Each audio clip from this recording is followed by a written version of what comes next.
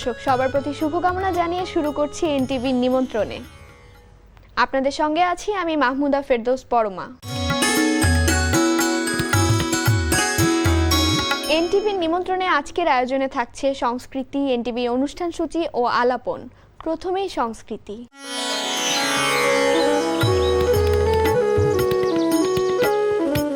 লালমাটিয়ার ভূমি আর্ট গ্যালারিতে অনুষ্ঠিত হচ্ছে 10 জন শিল্পীর দলীয় প্রদর্শনী কনফ্লুয়েন্স।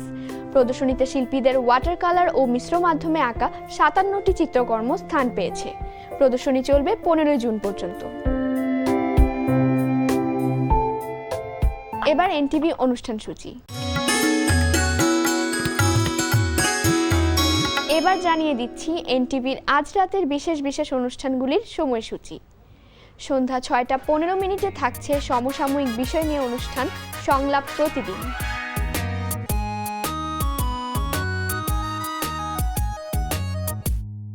রাত 8টা 20 মিনিটে থাকছে গোলাম মুক্তাদিরের পরিচালনায় ধারাবাহিক নাটক কাজিনস।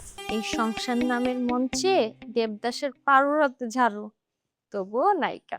আম্মু, খালাকে যদি তুমি একবার রান্না করে ঢুকতে দাও, সে তো এক্সপেরিমেন্টের পর এক্সপেরিমেন্ট করতেই থাকবে। সারাক্ষণ কি রান্না করবে না করবে সেটা নিয়ে খুব ব্যস্ত, কাকে কি খাওয়াবে খুব চিন্তা তার। রাত 11টা 30 মিনিটে সরাসরি সম্প্রচার হবে মোহাম্মদ নুরুজ্জামানের প্রযোজনায় সঙ্গীতানুষ্ঠান মিউজিক নাইট।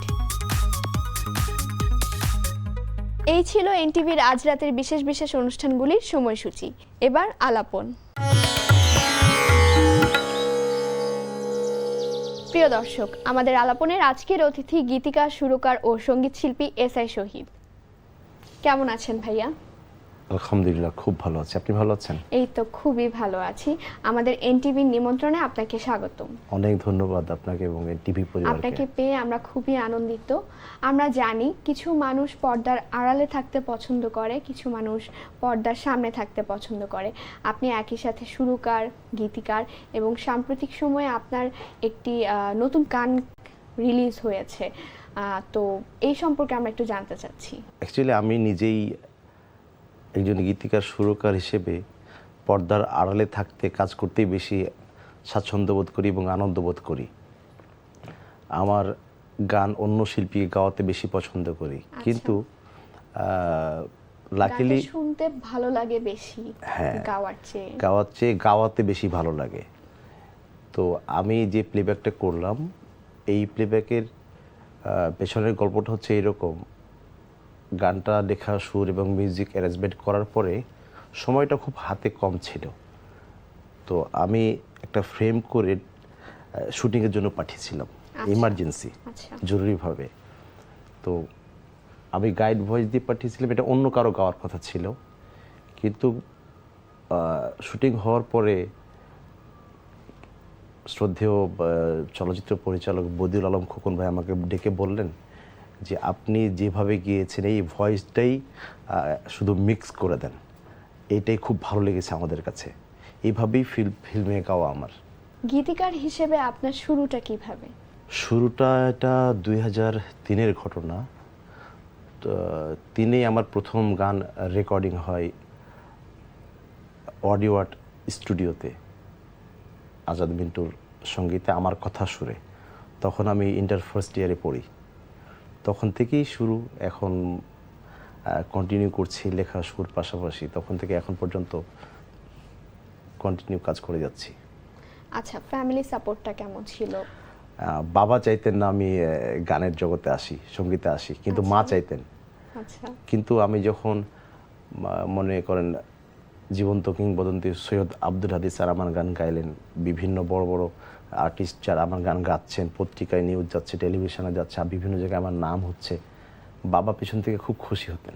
পছন্দ না করলেও উনি সেটাতে অনুপ্রেরণা দিতেন বা ভালো লাগতো বাবার আমার অ্যাচিভমেন্টগুলো তার ভালো লাগতো। তো আপনি মাইক্রোফোনের পিছনে কাজ করতেন, প্রথমবার মাইক্রোফোন হাতে নেওয়ার পরে মানে প্লেব্যাকটা করার সময় অনুভূতিটা কেমন ছিল? না, মাইক্রোফোনে তো আমাদের কাজ করতেই হয়। একজন আর্টিস্ট কে গান গাওয়াতে হলে, যেহেতু আমি লিখি এবং সুর করি, মিউজিক অ্যারেঞ্জমেন্টের জন্য আমাকেই গাইড ভয়েসটা দিতে হয়।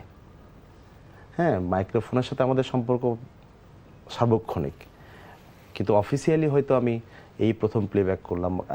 আমার বিগত দিনে অল্প কিছু গানও আছে, 2-4টা গান আছে আমার সহশিল্পী ন্যান্সি আপু, আরও ন্যান্সি আপুর সাথে আরেকটা রিসেন্টলি গান গেয়েছি, সেটাও খুব সামনে আসবে, অডিও, ফিল্মে না। এবং ফিল্মে এখন কন্টিনিউ কাজ করছি, বিগত দিনে করেছি। ইন ফিউচার হয়তো আমার গাওয়া গান আরও ফিল্মে আসতে পারে। আপনার কি মানে গান শেখাটা পরিবার থেকে, মানে ওস্তাদ কারো কাছে কি শিখেছেন বা কিভাবে শিখেছেন সেটা? আমি যখন গানের জন্য ঢাকায় আসলাম, তার আগে আমি গান শিখতাম শ্রদ্ধেয় প্রয়াত নূর হামিম রিজভী, বীর প্রতীক, রাজশাহীতে। ওনার কাছে আমার হাতে করি, ওখানে শেখা, এবং ঢাকায় আসার পরে সেগুলোই প্র্যাকটিস করতাম। কিন্তু আমার বিয়ের পরে আমার শ্বশুর হচ্ছে সঙ্গীতজ্ঞ মানুষ, উস্তাদ করিম শাহাবুদ্দিন, তার কাছে এখন আমি শিখি। একটা সুন্দর গান তৈরি করার জন্য কিছু অনুভূতিপূর্ণ কথা দরকার, তারপরে সেটাতে একটা সুন্দর সুর দেওয়া দরকার। তো আপনার কাছে একজন শিল্পী হিসেবে আপনার এই প্রস্তুতিটা কেমন? প্রথমে গানটা লিখে তারপর সুরটা দেওয়ার যে প্রক্রিয়াটা। আসলে শোনেন, মানুষের জীবনের প্রত্যেকটা কথাই গান, শুধু একটা ফর্মেটে নিয়ে আসা। আর সুরটাও আপনি একটা গানের কথা যা বলবে, গানের অনুভূতি যা, লিরিকের অনুভূতি যা, ওই বরাবর সুর যেটা আসবে ন্যাচারালি, ওইটাই সুর। সোশ্যাল মিডিয়াতে আপনার দর্শকের কেমন ইয়ে পাচ্ছেন? এই প্লেব্যাক করার পরে প্লেব্যাক করার পরে তাদের রিভিউ কেমন পাচ্ছেন বা সাড়া কেমন পাচ্ছেন? আমি ভীষণ রকম আনন্দিত এই ভেবে যে আমি প্রথমবার গাইলাম, যেটা গান আমার গাওয়ার কথাই ছিল না, এই যে গানটা, কিন্তু আমার মুরব্বী যারা, আমার বড় ভাই, ফ্রেন্ড সার্কেল আছে এবং গুণীজন আছে, সবাই একটি কথাই বলেছেন, তুমি নিয়মিত গান করো। এই গান করার আগেও অনেকে বলেছেন নিয়মিত গান করো, কিন্তু আমাকে লেখা এবং সুরে বেশি টানে, গাওয়াটা কম টানে, এই জন্যই দেরিতে গাওয়া। দারুণ রেসপন্স পেয়েছি মানুষের কাছ থেকে, দারুণ দারুণ, এটা সত্যি বলছি, একদম ভীষণ রকম ভালো লাগে আমার। আপনার শুরুর দিকের স্ট্রাগলটা কেমন ছিল? আপনি এখন প্রতিষ্ঠিত, কিন্তু শুরুর দিকে তো অনেক স্ট্রাগল করতে হয়েছে। বাংলাদেশের অনেক বড় বড় সঙ্গীত পরিচালক, সুরকারের সঙ্গে যোগাযোগ করেছি একটা গান করার জন্য। অনেক জায়গা থেকে অনেকের আচরণে হয়তো ব্যথিত হয়েছি, কিন্তু তাদের সঙ্গেও কাজ হয়েছে আমার, এখনও হচ্ছে, ভবিষ্যতে হবে। একটা গান লেখার পরে, অনেকের সঙ্গে যোগাযোগ করার পরে হয়তো ওই রকম রেসপন্স পাইনি, কিন্তু এখন চাইলে দিনে 10টা গান করতে পারি। রাত 3টার সময় যদি বোধ করি যে এখন 10টা গান তৈরি করবো বাসায় বসে থেকে, সেটা করতে পারি। এটা খুব ভালো লাগে আমার। নিজের কাছে নিজেরই অনুপ্রেরণাটা বেড়ে যায়। এবং আমি জেনে থাকবেন যে আমি নিজের গান লেখা শুরু করার পাশাপাশি অনেক বরেণ্য গীতিকারের গানও আমি শুরু করেছি। গাজী মাজাল আনোয়ার, প্রখ্যাত চলচ্চিত্র পরিচালক জাকির হোসেন রাজু, আমার বন্ধুবার সোহাগ ওয়াজিউল্লাহ, এবং অনেক নতুনের গানও আমি সুর করি। আমরা জানি যে আপনার একটি সিনেমার গান প্রকাশিত হয়েছিল, আহারে জীবন, সেটা সম্পর্কে যদি কিছু বলতেন। হ্যাঁ, ওই গানটা শ্রদ্ধেয় বরেণ্য চলচ্চিত্র পরিচালক ছুটকু আহমেদ পরিচালিত ছিল, অনুদানের সিনেমা। তো ওই সিনেমার টাইটেল গানটা আমি করেছিলাম, আহারে জীবন। ওই গানের কথা লিখেছিলেন শ্রদ্ধেয় আরেকজন চলচ্চিত্র পরিচালক জাকির হোসেন রাজু। আমার খুব ভালো লাগে, যেদিন ওই মুভির গল্পটা আমি শুনি, আমার কয়েক ঘন্টা আমি ওই মুভির যে কাহিনীর যে প্যাথোজটা, ব্যথাটা আমাকে আচ্ছন্ন করে রেখেছিল। এবং ওই দিনই রাতেই আমি রাজু ভাইকে বললাম, ভাইয়া আমাকে গান লিখে দিতে হবে এই কাহিনী। উনিও জানতেন এই ফিল্মের কাহিনীটা, আমাকে উনি তখন আমার আরেকটা মুভি চাদর, ওই ফিল্মের গানও আমি কিন্তু করি। ওই ফিল্মের শুটিং চলছিল ওই মুহূর্তে। ওই সময় শুটিং সারাদিন শেষ করে এসে রাত 11টায় বসে আমাকে আমার গান লিখে দিয়েছি স্টুডিওতে, এবং ওনার সামনে বসেই আমি কিন্তু ওই গানে সুর করি। এটা হচ্ছে ওই ফিল্মের গান করার গল্প। আমি খুবই কৃতজ্ঞ ছোটকু ভাই এবং জাকির হোসেন রাজু ভাইয়ের কাছে, এত সুন্দর একটা গান করার সুযোগ ওনারা আমাকে দিয়েছেন। আমরা জানি সৈয়দ আব্দুল হাদী স্যারের কণ্ঠে আপনার লেখা ও সুর করা সেই দেশেতে জন্ম আমার গল্পের পিছনের কাহিনীটা শুনতে চাই এবং গানটা একটু শুনবো। আমি বিভিন্ন জায়গায় অডিওতে এবং ফিল্মে ফোক, আধুনিক এবং বিভিন্ন ব্যান্ডে গীতিকার হিসেবে কাজ করলেও, ফিল্মে আইটেম গান লিখলেও ট্রেডিশনাল দেশের গান আমার হচ্ছিল না। তো একদিন মনে মনে এইরকমই একটা চিন্তা করছিলাম অনেক রাতে, রাত 3টার পরে। তখনই আল্লাহ পাক আমাকে এই গানটার পুরো মুখ সুর সহ আমার মাথার মধ্যে দিলেন এবং সাথে সাথে আমি ফোনে রেকর্ড করলাম। আচ্ছা, রেকর্ড করে এত ভালো লাগলো নিজের কাছে, লাইটটা অন করে আমি লিখতে বসে গেলাম। অন্তরাও লিখে ফেললাম, অন্তরাও সুর করে ফেললাম রাত্রেই। সকালবেলা আমার বড় ভাই শফিক তুহিনকে ফোন দিলাম, ভাই এইরকম একটা গান হয়েছে, গানটা কাকে করালে ভালো হয়।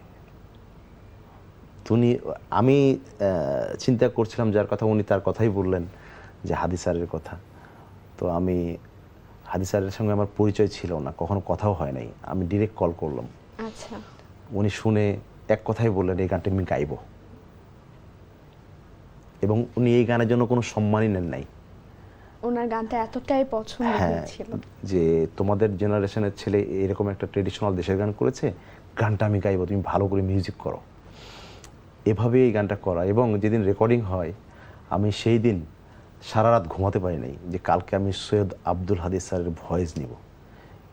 হ্যাঁ, কিন্তু উনি এত ভদ্র মানুষ, এত মাটির মানুষ, আমি বসতে পারছিলাম না। উনি দাঁড়িয়ে গান গাচ্ছে, আমি বসতে পারছিলাম না স্টুডিওতে, নার্ভাস লাগছিল নার্ভাস লাগছিল। স্বভাবতই। হ্যাঁ, উনি আমাকে বললেন, বাবা তুমি এই গানের বাপ মা। কি টাইপের গান বেশি শোনা হয়, কাদের গান বেশি শোনা হয়? আমি শুনি না এমন শিল্পী ওয়ার্ল্ডে খুব কম আছে, যা আচ্ছা, অখ্যাত শিল্পীর গানও আমি শুনি, সবার গান আমি শুনি, সবার গান শুনি। কিন্তু কিছু ভালো লাগার জায়গা থেকে এরকম জগজিৎ সিং এর গান শুনি, আচ্ছা, আমার লতাজির কিছু গান শুনি যেগুলো প্রচলিত কম। আমি প্রচলিত গান কম শুনতে পছন্দ করি। যে গানগুলো অনেক ভালো গান কেউ শোনে না, ওই গানগুলো আমি খুঁজে খুঁজে বের করে শুনি।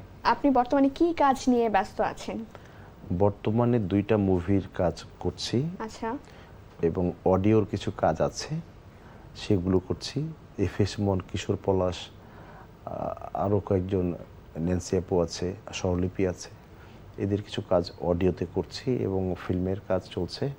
এবং রিসেন্টলি একটা গান রিলিজ হয়েছে গত ঈদে, জি সিরিজ থেকে আমার কথা সুরে গিয়েছেন, বুকের ডাক বাক্স শিরোনামের গানটি গিয়েছেন হচ্ছে এলিটা করিম।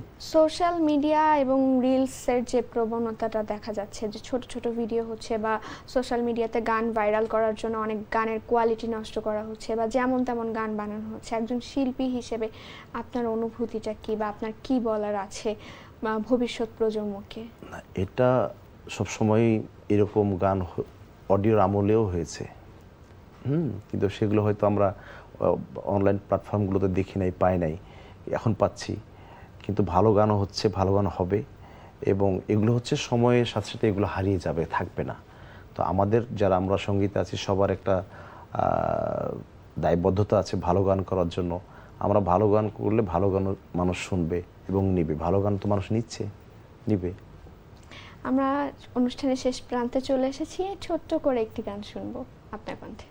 গত ঈদে একটা মুভি রিলিজ হয়েছে, আর একটা মুভি আমার, অফিসার মুভিতে আমার সুরে মাহমুদ মুরাদের লেখা একটা গান ন্যান্সি আপু এবং ইমরান গেয়েছে। ও গানটার মুখটুকু আমি গাওয়ার চেষ্টা করছি। অল্প কাছে অল্প দূরে, কল্পনারি শহরে জুড়ে মিশে থাকিস তুই রোজ। তোকে দেখে আন মনে, তোর চোখেরই গহীনে হৃদয়টা হয় নিখোঁজ। ভাল লাগে এই পথ চলা, থাকলে যে তুই পাশে, চল সুখ কুড়াবো, প্রেম উড়াবো আকাশে বাতাসে, চল সুখ কুড়াবো, প্রেম উড়াবো আকাশে বাতাসে। ভাইয়া, আপনাকে অসংখ্য ধন্যবাদ আমাদের এনটিভি নিমন্ত্রণের প্রোগ্রামে আসার জন্য। আপনি ভালো থাকবেন, সুস্থ থাকবেন। আপনাকেও ধন্যবাদ। এনটিভি পরিবারকে ধন্যবাদ, এনটিভির শ্রোতাদের, দর্শকদের সবাইকে অনেক ধন্যবাদ। প্রিয় দর্শক, আমরা চলে এসেছি অনুষ্ঠানের শেষ প্রান্তে। অনুষ্ঠান সম্পর্কে আপনার মতামত জানাতে মেইল করুন এনটিভির নিমন্ত্রণে @ntvbd.com। বিশ্বের যে কোনো প্রান্ত থেকে যে কোনো সময় এনটিভির নিমন্ত্রণে দেখতে ভিজিট করুন আমাদের পূর্ণাঙ্গ ওয়েব পোর্টাল www.ntvbd.com। এছাড়া এনটিভির সব জনপ্রিয় অনুষ্ঠান ও খবরের আপডেট পেতে ভিজিট করুন আমাদের ইউটিউব চ্যানেল ও ভেরিফাইড ফেসবুক পেজ। সবার মঙ্গল কামনায় আজকের মতো এখানেই শেষ করছি। সবাই ভালো থাকুন, সুস্থ থাকুন, সুন্দর হোক আপনার প্রতিটি মুহূর্ত।